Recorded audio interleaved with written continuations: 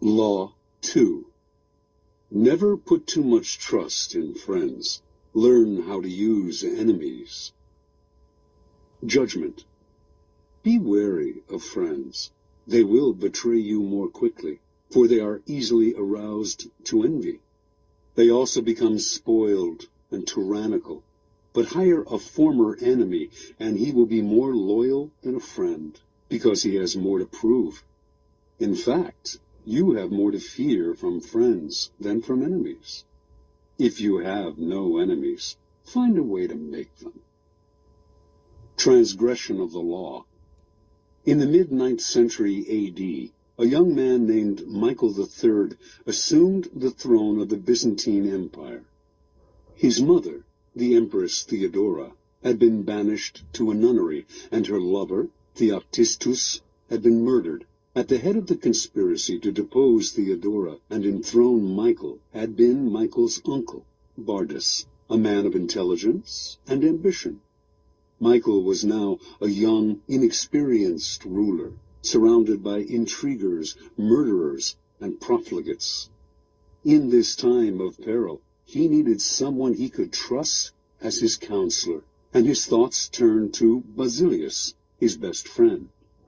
Basilius had no experience whatsoever in government and politics.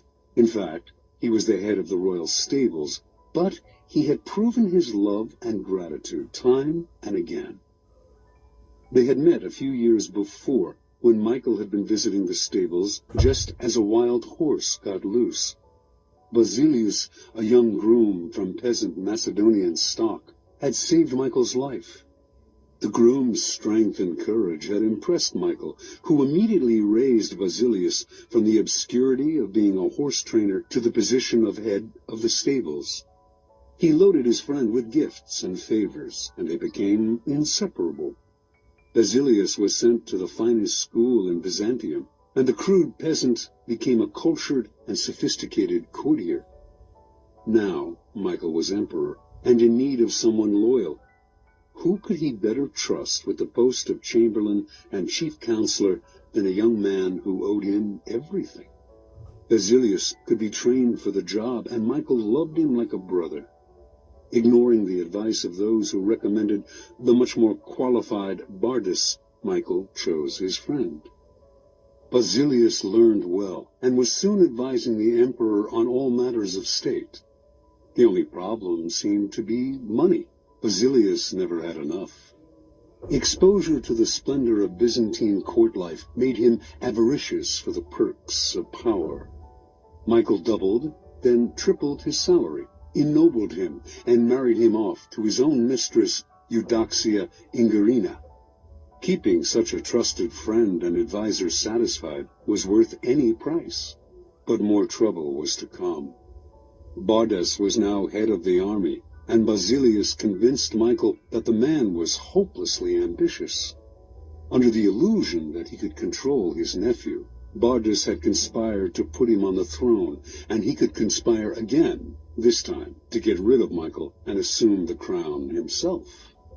Basilius poured poison into Michael's ear until the emperor agreed to have his uncle murdered. During a great horse race, Basilius closed in on Bardas in the crowd and stabbed him to death. Soon after, Basilius asked that he replace Bardas as head of the army, where he could keep control of the realm and quell rebellion. This was granted. Now Basilius's power and wealth only grew, and a few years later, Michael, in financial straits from his own extravagance, asked him to pay back some of the money he had borrowed over the years. To Michael's shock and astonishment, Basilius refused, with a look of such impudence that the emperor suddenly realized his predicament. The former stable boy had more money, more allies in the army and senate, and in the end, more power than the emperor himself.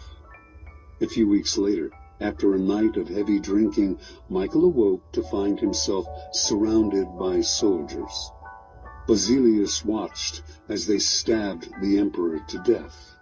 Then, After proclaiming himself emperor, he rode his horse through the streets of Byzantium, brandishing the head of his former benefactor and best friend at the end of a long pike. Interpretation. Michael staked his future on the sense of gratitude he thought Basilius must feel for him. Surely, Basilius would serve him best.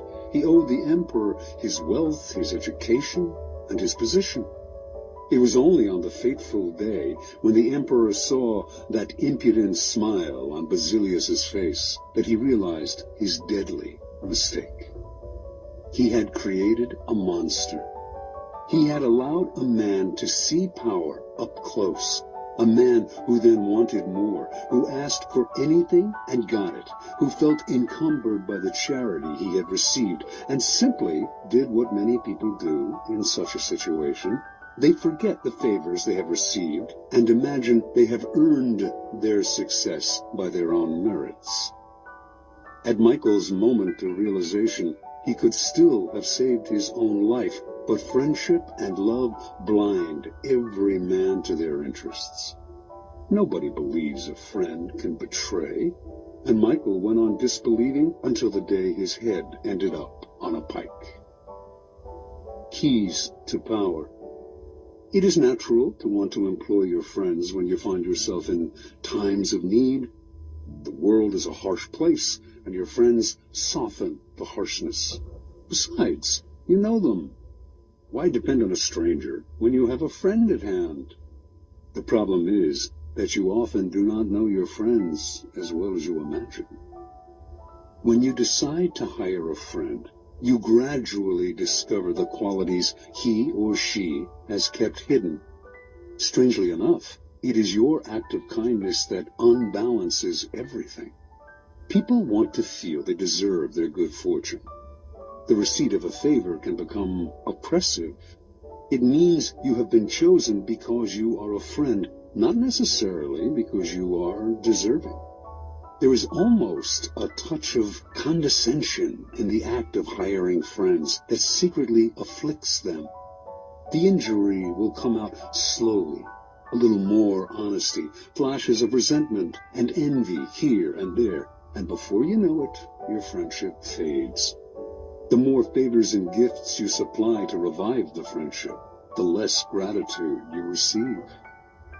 All working situations require a kind of distance between people. You are trying to work, not make friends. Friendliness, real or false, only obscures that fact. The key to power, then, is the ability to judge who is best able to further your interests in all situations. Keep friends for friendship, but work with the skilled and competent. Whenever you can, bury the hatchet with an enemy and make a point of putting him in your service. Never let the presence of enemies upset or distress you. You are far better off with a declared opponent or two than not knowing where your real enemies lie. The man of power welcomes conflict, using enemies to enhance his reputation as a sure-footed fighter who can be relied upon in times of uncertainty.